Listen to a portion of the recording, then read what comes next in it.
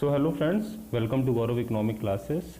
आज हम लोग अपना नेक्स्ट टॉपिक पढ़ेंगे। फाइनल गुड्स के आगे ही ये टॉपिक होगा, ठीक है। फाइनल गुड्स और इंटरमीडिएट गुड्स का जो मैंने डिफरेंस बताया था उसी के आगे ये टॉपिक होगा। और मैंने एक प्लेलिस्ट बना दी, उसमें आप लाइन बाय लाइन आप चेक कर सकते हैं। ये पूरा वीके और ई से मैंने लाइन बाय लाइन समझा दिया है आपको, ठीक है। तो चलिए स्टार्ट करते हैं। देखिए, what matter is the end use of the goods. What matter is the end use of the goods, इसका मतलब क्या है। देखिए, होता क्या एक्चुअली में कि फाइनल गुड्स और इंटरमीडिएट गुड्स को क्लासिफाई करने में हमारा जो एंड यूजर है वो डिफाइन करता है कि वो गुड्स इंटरमीडिएट होगा कि फाइनल गुड्स होगा। मतलब एंड में कौन यूज कर रहा है वो हमारा बताएगा कि फाइनल गुड है कि इंटरमीडिएट गुड है। जैसे कि यहाँ लाइन देखिए लिखी है, while classifying goods as final और intermediate good what offer is the end use of the goods.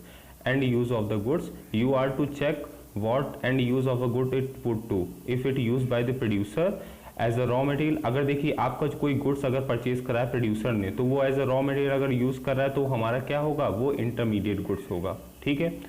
और हमारा क्या कहते हैं, अगर परचेज कर रहा है प्रोड्यूसर और रीसोल्ड कर देगा तो क्या कहते हैं, वो भी हमारा इंटरमीडिएट गुड्स के अंदर क्लासिफाई करा जाएगा। देखिए दोनों में बात यहाँ आपको ध्यान देने वाली बात ये है कि देखिए रॉ मटेरियल खरीद रहा था पहले और फिर उसके बाद उसने रीसोल्ड कर दिया है, रीसोल्ड कर दिया है, ठीक है। ये रीसोल्ड, तो रीसोल्ड जब उसने करा या उसने क्या कहते हैं रॉ मटेरियल परचेज करा, दोनों में वो क्या करेगा, वैल्यू एडिशन करेगा, वैल्यू ऐड करके फिर वो आगे सेल करेगा। तो मैंने आपको बताया था पिछले लेक्चर में कि अगर आपका वैल्यू एडिशन हो रहा है तो वो हमारा इंटरमीडिएट गुड्स के अंदर काउंट करा जाएगा, ठीक है। वैल्यू एडिशन हो रहा है, वैल्यू एडिशन हो नहीं चुका है, वैल्यू एडिशन हो रहा है तो वो हमारा इंटरमीडिएट गुड्स के अंदर काउंट करा जाएगा, ठीक है। अब जैसे कि एक और एग्जांपल लेते हैं। देखिए, but if it used by the producer as a fixed asset. अब देखिए कोई जो प्रोड्यूसर है, जैसे कि फार्मर है कोई, तो फार्मर क्या कहते हैं ट्रैक्टर वगैरह परचेज करता है, तो ट्रैक्टर में वैल्यू एडिशन करके वो सेल नहीं करता है, ट्रैक्टर वो खुद यूज करने के लिए लाता है। तो इसलिए ट्रैक्टर हमारा क्या हो गया, फाइनल गुड्स हो गया, क्योंकि उसमें ना की वैल्यू एडिशन करेगा ना ही वो, और ना ही कोई प्रोसेसिंग वगैरह होनी है, उससे वो चीजें बनाएगा, उसमें वो वैल्यू एडिशन नहीं करेगा। अगर वो वैल्यू एडिशन कर रहा होता, ट्रैक्टर लाया, उसमें वैल्यू एडिशन करा और उसको रीसोल्ड कर दिया, तो ट्रैक्टर को हम इंटरमीडिएट गुड्स बोलते हैं। बट ट्रैक्टर यहाँ क्या है, ट्रैक्टर यहाँ वो अपने सेल्फ कंजप्शन के लिए लाया, सेल्फ यूज के लिए ला रहा है, उसमें ना कोई वैल्यू एडिशन करेगा, तो इसलिए ट्रैक्टर हमारा इस केस में क्या माना जाएगा, फाइनल गुड्स माना जाएगा, ठीक है, फाइनल गुड्स। अब देखिए यहाँ लिखा है कि क्या लिखा है, हाँ अब देखिए यहाँ लिखा है कि and of course good purchase by the household for the final consumption are treated as final goods. वही बात है कि जैसे हाउस होल्ड कोई अपने फाइनल कंजप्शन के लिए, खुद के कंजप्शन के लिए गुड्स कोई लाते हैं तो वो सारे फाइनल गुड्स के अंदर काउंट करे जाते हैं, क्योंकि वो ना ही वैल्यू एडिशन नहीं करते हैं, वो कोई सेल करने नहीं जाते हैं मार्केट में, वो क्या करते हैं खुद को अपना यूज करते हैं और फिर उसके बाद खुद अपना यूज करते हैं तो वो फाइनल गुड्स के अंदर काउंट कर लिया जाता है, ठीक है। अब देखिए और भी एग्जांपल्स हैं आपके, यहाँ देखिए लिखा है कि thus a good as such is not named as final intermediate, milk as such. देखिए यहाँ क्या लिखा है, milk is as such is not be taken as final और intermediate, it is treated as final और intermediate depending on the end use. जो milk है हमारा, मिल्क को हम ना ही फाइनल ना ही इंटरमीडिएट बोल सकते हैं जब तक हमें उसका एंड यूजर ना पता हो, एंड यूजर ना पता हो तब तक हम उसे मिल्क को फाइनल गुड्स और इंटरमीडिएट गुड्स नहीं बोल सकते हैं। देखिए क्या लिखा है, it may also be noted that the good may be used partially as a intermediate good and partially as a final goods. Thus, the entire milk sold by the dairy farm in a village may not be a final good.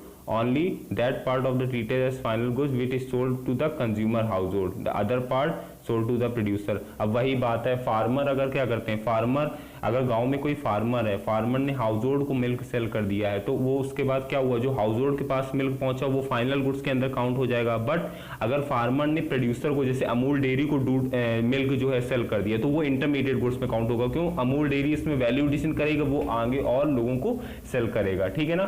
तो same milk हमारा final goods भी count हो सकता है, same milk हमारा intermediate goods भी count हो सकता है, वो डिपेंड करता है उसका एंड यूजर कौन है, ठीक है। अगर उसका एंड यूजर हम कंज्यूमर है जो कि वैल्यू एडिशन नहीं करता है तो वो हमारा क्या कहते हैं कि फाइनल गुड के अंदर काउंट हो जाएगा। अगर एंड यूजर उसका प्रोड्यूसर है या कोई और है जो कि वैल्यू एडिशन कर रहा है तो वो हमारा इंटरमीडिएट गुड्स के अंदर काउंट करा जाएगा। मेन आपको याद रखना है वैल्यू एडिशन, और वैल्यू एडिशन हो रहा है कि नहीं हो रहा है। अगर वैल्यू एडिशन हो रहा है तो इंटरमीडिएट गुड्स है, अगर वैल्यू एडिशन नहीं हो रहा है तो वो हमारा फाइनल गुड्स के अंदर काउंट करा जाएगा। और एंड यूजर वही एंड में कौन यूज कर रहा है वो हमारा डिपेंड करता है, ठीक है। अब हम लोग पढ़ेंगे इंटरमीडिएट गुड्स और फाइनल गुड्स का जो डिफरेंस है उसके बारे में पढ़ेंगे, ठीक है, देखिए इंटरमीडिएट और गुड्स और फाइनल गुड्स का जो डिफरेंस है वो पढ़ेंगे। सबसे पहला लिखा है कि these goods remain with the boundary line of production.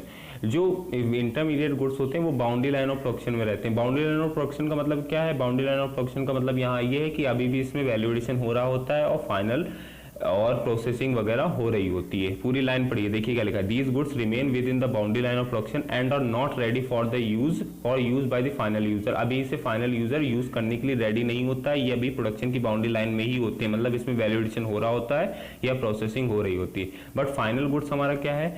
These goods are outside the boundary line of production. ये सारे गुड्स क्या होते हैं? Outside the boundary line of production होते हैं और ये फाइनल यूजर इनको यूज करने के लिए क्या होता है? रेडी होता है। ठीक है, ये बात आप समझ गए होंगे।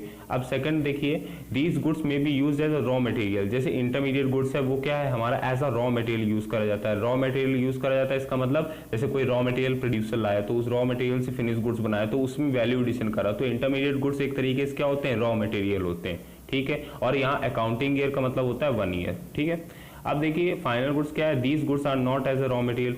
फाइनल गुड्स हमारा कोई रॉ मटेरियल नहीं होता है, क्योंकि इसमें ना ही आगे वैल्यू एडिशन होना है, ना ही क्या कहते हैं कोई प्रोसेसिंग होनी है, तो ये गुड्स होता है, फिनिश गुड्स होता है। देखिए यहाँ लिखा हुआ है कि these goods are not use as a raw material for the production of other goods during the accounting year. ठीक है, तो फाइनल गुड्स रॉ मटेरियल नहीं होते हैं।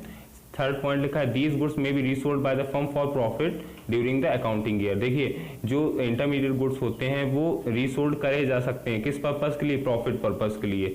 और जो फाइनल गुड्स होता है वो ऑलरेडी आपका सेल बन के तैयार हो चुका है, तो ऑलरेडी आप जब आप इसको सेल करेंगे तो वो जो उसको लेगा वो फाइनल यूजर होगा, तो इसको हम रीसोल्ड नहीं कर सकते प्रॉफिट पर्पस के लिए। तो फाइनल गुड्स को हम रीसोल्ड नहीं करते, क्योंकि फाइनल गुड्स मतलब ही हुआ कि उसमें कोई वैल्यू एडिशन नहीं होना है, तो वैल्यू एडिशन नहीं होना है तो मतलब उसमें रीसोल्ड नहीं कर सकते। बट इंटरमीडिएट गुड्स में रीसोल्ड कर सकते हैं प्रॉफिट पर्पस के लिए। ठीक है, अब देखिए इंटरमीडिएट गुड्स का fourth point, value is still to be added या value is yet to be added to these goods. Value इसमें और अभी ऐड होना बाकी होता है इंटरमीडिएट गुड्स में, मैं शुरुआत से बता रहा हूँ, और इसमें वैल्यू ऐड नहीं होती है। ठीक है, अब जो एक्सपेंडिचर, जैसे मैं इंटरमीडिएट गुड्स खरीद रहा हूं, तो मैं जो उसमें एक्सपेंडिचर करूंगा उसको मैं बोलूंगा intermediate consumption. The expenditure incurred while purchasing intermediate goods that is known as intermediate consumption, but the expenditure incurred while purchasing final goods that is known as final expenditure. ठीक है, और फाइनल एक्सपेंडिचर दो तरीके के होते हैं, मैंने बताया था। अगर कंज्यूमर फाइनल गुड्स परचेज कर रहा है तो उसको मैं बोलता हूं कंजप्शन एक्सपेंडिचर, और अगर प्रोड्यूसर फाइनल गुड्स परचेज कर रहा है तो उसे बोलेंगे इन्वेस्टमेंट एक्सपेंडिचर। तो वही C+I लिखा हुआ है यहाँ, C मतलब कंजप्शन एक्सपेंडिचर और I मतलब इन्वेस्टमेंट एक्सपेंडिचर। हमेशा ध्यान रखिएगा, नेशनल इनकम में इंटरमीडिएट गुड्स की वैल्यू काउंट नहीं करते हैं और फाइनल गुड्स की वैल्यू काउंट करते हैं। फाइनल गुड्स की वैल्यू काउंट क्यों करते हैं? क्योंकि उससे एक एग्जैक्ट फिगर हमारा पता चलता है। अगर मैं इंटरमीडिएट गुड्स और फाइनल गुड्स की दोनों की वैल्यू काउंट कर दूंगा तो ओवर एस्टिमेशन हो जाएगा जीडीपी में, और जीडीपी मेरी गलत हो जाएगी। ठीक है, अब हम लोग पढ़ेंगे, इसके बाद हम लोग पढ़ेंगे हॉट्स। थोड़ा हॉट्स देख लेते हैं इसमें, क्योंकि दो इंपॉर्टेंट क्वेश्चंस हैं। लिखा है, how would you find out whether a particular expenditure is an expenditure on intermediate goods और फाइनल गुड्स। कैसे हम फाइंड करेंगे कि जो पर्टिकुलर एक्सपेंडिचर वो हमारा इंटरमीडिएट गुड्स में हो रहा है कि फाइनल गुड्स में हो रहा है। देखिए लिखा है, एक्सपेंडिचर ऑन फाइनल गुड्स। अगर हम कोई खर्चा फाइनल गुड्स को परचेज करने में करते हैं तो वो हमारा काउंट होता है फाइनल कंजप्शन एक्सपेंडिचर या इन्वेस्टमेंट एक्सपेंडिचर। अगर हम फाइनल गुड्स दो तरीके के होते हैं, ठीक है, फाइनल गुड्स दो तरीके के, क्या फाइनल जो गुड्स हैं हमारे दो तरीके के होते हैं, एक होता है कंज्यूमर गुड्स, एक होता है कैपिटल गुड्स। ठीक है, और कंज्यूमर गुड्स को जब हम परचेज करते हैं उसको हम बोलते हैं कंजप्शन एक्सपेंडिचर, और जो जब हम इन्वेस्टमेंट गुड्स को खरीदते हैं तो हम बोलते हैं इन्वेस्टमेंट एक्सपेंडिचर। ठीक है, तो यहाँ वही लिखा है कि expenditure on final goods must lead to the, जब हम फाइनल गुड्स को परचेज करते हैं तो फाइनल कंजप्शन एक्सपेंडिचर और इन्वेस्टमेंट एक्सपेंडिचर बोलते हैं। The expenditure which does not lead to C&I, जो एक्सपेंडिचर, जिन एक्सपेंडिचर से हमारा C और I नहीं होता, मतलब कंजप्शन एक्सपेंडिचर और इन्वेस्टमेंट एक्सपेंडिचर नहीं होता है, उसको हम क्या बोलते हैं? इंटरमीडिएट गुड्स बोलते हैं। क्या बोलते हैं उसे? Intermediate goods. तो एक्सपेंडिचर और इंटरमीडिएट गुड्स को क्या बोलते हैं? एक्सपेंडिचर और इंटरमीडिएट गुड्स को हम लोग बोलते हैं इंटरमीडिएट कंजप्शन। मतलब कि वही जो मैंने अभी बताया था कि इंटरमीडिएट गुड्स में जो परचेज करते टाइम जो हम एक्सपेंडिचर करते हैं उसको हम क्या बोलते हैं? इंटरमीडिएट कंजप्शन या इंटरमीडिएट कॉस्ट। ठीक है, नेक्स्ट हॉट्स का क्वेश्चन है, purchase of car always means the purchase of final good. अगर हम परचेज कर रहे हैं कार तो क्या हमेशा मतलब इसका ये है कि फाइनल गुड्स हम परचेज कर रहे हैं? देखिए कार जो आप परचेस कर रहे हैं वो डिपेंड करता है एंड यूजर कौन है उसका। अगर एक टैक्सी ड्राइवर कार परचेस कर रहा है तो उसमें वो कोई वैल्यू एडिशन नहीं करेगा, उससे सर्विसेज प्रोवाइड करेगा, वो अपने लिविंग के लिए परचेस कर रहा है कि हाँ उससे सर्विसेज प्रोवाइड करेगा। तो टैक्सी ड्राइवर अगर कोई कार परचेस कर रहा है तो वो फाइनल गुड्स के अंदर काउंट होगा। बट अगर शोरूम वाला कोई कार परचेस कर रहा है तो वो इंटरमीडिएट गुड्स के अंदर काउंट होगा, क्योंकि शोरूम वाला क्या करेगा, वैल्यू एडिशन करेगा, वैल्यू एडिशन करके वो आगे सेल करेगा, तो रीसेल करेगा। तो ठीक डिपेंड करता है एंड यूजर कौन है कार का। समझ में आएगा कि नहीं बात आपको? ठीक है, अब देखिए नेक्स्ट हम लोग पढ़ेंगे कंजप्शन गुड्स या कंज्यूमर गुड्स। कंज्यूमर गुड्स कौन से होते हैं? कंज्यूमर और कंजप्शन गुड्स के बारे में पढ़ेंगे। कंज्यूमर गुड्स कौन से गुड्स होते हैं? कंज्यूमर गुड्स वो गुड्स होते हैं जिनको कंज्यूमर परचेस करता है अपने सेटिस्फेक्शन के लिए। There are 4 types of consumer goods: durable goods, semi durable goods, durable goods, semi durable goods, non durable goods and non material goods and services. ठीक है, वो 4 टाइप्स के हमारे गुड्स होते हैं। ड्यूरेबल गुड्स वो हैं, नेम से स्पेसिफाई हो रहा है कि ड्यूरेबल गुड्स जो काफी साल तक चल सकते हैं, मतलब कि जो बहुत टिकाऊ होते हैं, जिनकी जैसे यहाँ लाइन लिखी है, durable consumption goods are those goods which can be used for several year, जो कई साल तक हम यूज कर सकते हैं और हाई वैल्यू होती है, इनकी बहुत ज्यादा हाई वैल्यू होती है। ठीक है, जैसे कि टीवी, स्कूटर, वॉशिंग मशीन, ये काफी समय तक हम यूज कर सकते हैं और इनकी वैल्यू भी क्या है, हाई है। ठीक है, अब जो सेमी ड्यूरेबल गुड्स होता है, सेमी ड्यूरेबल गुड्स मतलब सेमी ड्यूरेबल गुड्स जो 1 साल से ज्यादा हम यूज कर सकते हैं, 1 साल से ज्यादा, इनकी थोड़ी कॉस्ट कम होती है। सेमी ड्यूरेबल मींस जो 1 साल से ज्यादा हम यूज कर सकते हैं। Semi durable goods are those goods which can be used for a period of 1 year और स्लाइटली मोर, 1 साल से ज्यादा यूज कर सकते हैं और इनकी थोड़ी कॉस्ट क्या होती है, not of very high value, high value के ज्यादा नहीं होते हैं। नॉन ड्यूरेबल गुड्स या सिंगल यूज कंजप्शन गुड्स क्या होता है, जो एक बार यूज एंड थ्रो टाइप के, एक बार यूज करा खत्म, जैसे पेन पेंसिल, ठीक है, ब्रेड एंड बटर, ठीक है, यहाँ एग्जांपल लिखे एलपीजी, ये सब क्या है हमारे, ये सब नॉन ड्यूरेबल या सिंगल यूज प्रोड्यूसर इसका कंजप्शन गुड्स हैं। ठीक है, और सर्विसेज तो आप जानते हैं नॉन मटेरियल होती हैं, इंटेंजिबल होती हैं, जैसे डॉक्टर, लॉयर की सर्विसेज। तो ये सारे क्या हैं, ये सारे हमारे 4 टाइप्स के हमारे कंज्यूमर गुड्स हैं। क्या क्या है, durable goods, semi durable goods, non durable goods और non material goods and services. ठीक है, समझ में आया होगा आपको बात। अब देखिए, अब नेक्स्ट टॉपिक हम लोग पढ़ते हैं कैपिटल गुड्स। कैपिटल गुड्स क्या होते हैं? सबसे पहले बात ये आप जानिए कैपिटल गुड्स होता क्या है आखिर। ठीक है, तो कैपिटल गुड्स कुछ नहीं, आपको याद रखना है कि कैपिटल गुड्स मतलब ये होता है, एक मिनट, हाँ, कैपिटल गुड्स मतलब ये होता है कि वो गुड्स जो बहुत ही ज्यादा कॉस्टली है। कैपिटल गुड्स क्या है, एक तरीके के फिक्स एसेट्स हैं। सबसे पहली बात आपको याद क्या रखनी है, capital goods are fix assets. Fix assets मतलब होता है कि वो गुड्स जो बहुत ज्यादा हमारे कॉस्टली और काफी समय तक मैं यूज कर सकता हूँ, जस्ट लाइक ड्यूरेबल गुड्स होते हैं। ठीक है, और कैपिटल गुड्स कौन परचेस करता है, प्रोड्यूसर। कैपिटल गुड्स कंज्यूमर नहीं परचेस करता है, कैपिटल गुड्स कौन परचेस करता है, प्रोड्यूसर। और capital goods are relatively high value और can be use for more than 5 year 10 years से ज्यादा हम यूज कर सकते हैं। ठीक है ना, तो जैसे कि प्लांट एंड मशीनरी को कैपिटल गुड्स के अंदर काउंट करेंगे। ठीक है, these goods are used by the producer either for the, देखिए अब बात आपको एक क्लियर बात ये रखनी है, कैपिटल गुड्स कौन परचेस करता है, हमारा प्रोड्यूसर।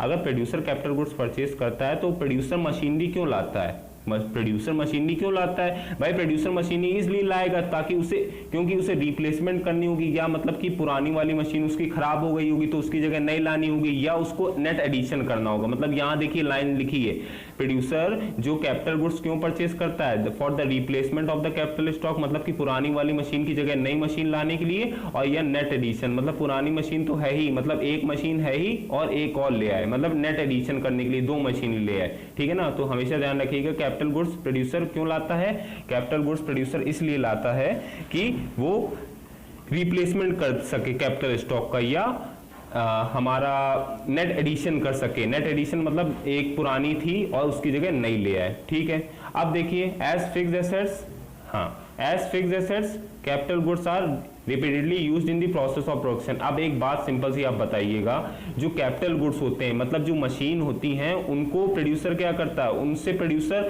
प्रोडक्शन प्रोसेस में रिपीट करके यूज करता रहता है कि नहीं करता रहता, मतलब कि उनको रिपीटेडली यूज करता रहता है कि नहीं रहता है। ये अब आज उससे प्रोड्यूस करा कुछ ना कुछ मशीन से, कल फिर से प्रोड्यूस करा, नेक्स्ट डे फिर से परचेज कुछ ना कुछ प्रोड्यूस करा। ठीक है ना, तो मशीन जो प्रोड्यूसर लाता है, मतलब कैपिटल गुड्स जो प्रोड्यूसर लाता है उससे क्या करता है, वो repeat number of times recurring nature में कुछ ना कुछ क्या करता रहता है, प्रोड्यूस करता रहता है। और मैंने आपको बताया कि प्रोड्यूसर मशीन क्यों लाता है, for the replacement of the existing capital stock या नेट एडिशन करने के लिए कैपिटल स्टॉक में। ठीक है, अब देखिए अब बात यहाँ ये आती है, एक मिनट, अब बात यहाँ ये आती है कि मैंने बता दिया कैपिटल गुड्स कौन परचेज करता है और किस लिए, प्रोड्यूसर परचेज करता है, ठीक है। बट बात यहाँ ये आती है, हमारी कंपनी में नट एंड बोल्ट, देखिए प्रोड्यूसर नट एंड बोल्ट भी यूज करता है, नट एंड बोल्ट भी काफी समय तक यूज कर सकता है, बट नट एंड बोल्ट को हम कैपिटल गुड्स नहीं बोलते हैं, क्योंकि कैपिटल गुड्स उन्हीं को बोला जाता है जो काफी कॉस्टली हैं और जो काफी समय तक यूज कर सकते हैं। देखिए नट एंड बोल्ट काफी समय तक तो हम लोग यूज कर सकते हैं,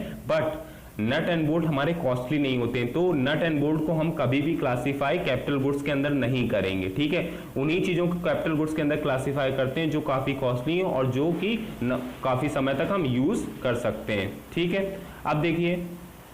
अब देखिए बात यहाँ ये है कि जो हम कैपिटल गुड्स परचेज करके लाते हैं, जैसे कि plant and machinery producer purchase करके लाया, तो उसमें क्या होता है, डेप्रिसिएशन होता है। डेप्रिसिएशन मतलब होता है फिक्स एसेट्स की जब दिन का दिन वैल्यू कम होती रहती है, कैपिटल गुड्स की वैल्यू कम होती रहती है, तो जो कैपिटल गुड्स की वैल्यू कम होती रहती है तो उसको हम क्या बोलते हैं, डेप्रिसिएशन बोलते हैं। डेप्रिसिएशन का दूसरा नाम होता है कंजप्शन ऑफ फिक्स कैपिटल और थर्ड नाम होता है करंट रिप्लेसमेंट कॉस्ट, ठीक है। इसको ध्यान रखना है, न्यूमेरिकल में आगे काम आएगा, मैं बताऊंगा। और देखिए फिक्स एसेट्स में जो फिक्स एसेट्स हमारी होती हैं उसमें डेप्रिसिएशन क्यों होता है, उसमें डेप्रिसिएशन इसलिए होता है क्योंकि उसमें नॉर्मल वियर एंड टियर लगा रहता है। वियर एंड टियर मतलब कि थोड़ा तोड़ फोड़ लगी रहती है, इस वजह से उसकी जो वैल्यू है वो क्या हो जाती है, डेप्रिशिएट हो जाती है, किसकी, कैपिटल गुड्स की, ठीक है ना। तो कैपिटल गुड्स हमारा सीधा सा आप मतलब समझ गए होंगे, कैपिटल गुड्स एक तरीके का फिक्स एसेट्स है जो कि कौन परचेज करता है, प्रोड्यूसर परचेज करता है। कैपिटल गुड्स क्यों लाए जाते हैं, फॉर द रिप्लेसमेंट, पुराने स्टॉक को रिप्लेस करना है या पुरानी मशीनरी को रिप्लेस करना है और उसकी जगह नेट मशीन और नई मशीनरी लानी, या नई एक है हमारी मशीन कंपनी में उसकी जगह नई मशीन कोई लानी है। और कैपिटल गुड्स क्या होते हैं, बहुत कॉस्टली होते हैं और काफी समय तक हम यूज कर सकते हैं। नट एंड बोल्ट्स हमारे कैपिटल गुड्स में क्लासिफाई नहीं होते हैं क्योंकि ये हम काफी समय तक तो यूज कर सकते हैं, बट ये काफी कॉस्टली नहीं होते, बहुत ही सस्ते आते हैं, ठीक है। तो आज के लिए सिर्फ इतना ही रखते हैं, इसके आगे मैं टॉपिक नेक्स्ट वीडियोस में आपको बताऊंगा, ठीक है। So thank you very much, keep watching Gaurav economic classes.